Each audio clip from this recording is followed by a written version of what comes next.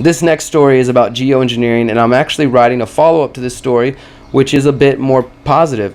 This one comes from the anti-media. Scientists say geoengineering the sky is necessary to save the coral reefs. A group of scientists from universities in the United States, the United Kingdom, and Australia have released a new study calling for geoengineering of the climate in order to save the coral reefs from a process known as bleaching.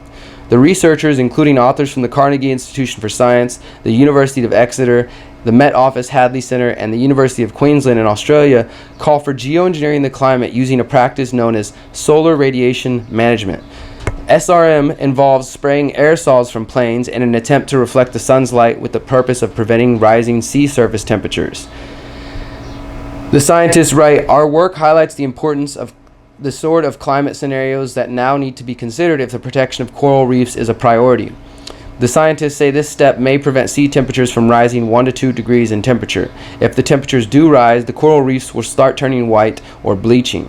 The rise in temperature disrupts the symbiotic relationship between the coral and algae, causing the coral to lose its color and disabling its ability to eat the algae.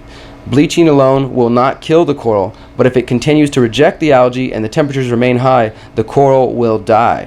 And these are obviously beautiful, very important ecosystems on our planet, and this is something that is happening because of the destruction to the environment.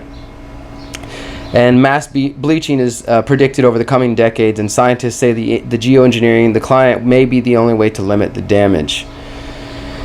And this is really interesting. They call for an international team. This research was published in the journal Nature Climate Change. And I go in here to provide some examples of geoengineering and weather modification and the warnings that have been offered by many people about the dangers of geoengineering.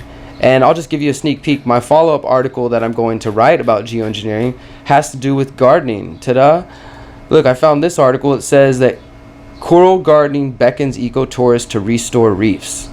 Apparently, it's kind of becoming a trend where they're inviting people to come to the reefs to participate in coral gardening. So you get to go break off a piece of the coral reef and then replant it elsewhere, and then it regrows and builds more reef. And that's pretty freaking awesome. That sounds like a lot better idea than this dangerous science of geoengineering, which is barely a science because they don't know what they're doing. And the models and the studies they have done say that we could possibly lose blue skies. Like, you're really considering doing something that might eliminate blue skies for all of future humanity, that might actually heat up the planet, and is just playing God, playing with nature. And I don't think we should be doing that. But that brings me to my last article here.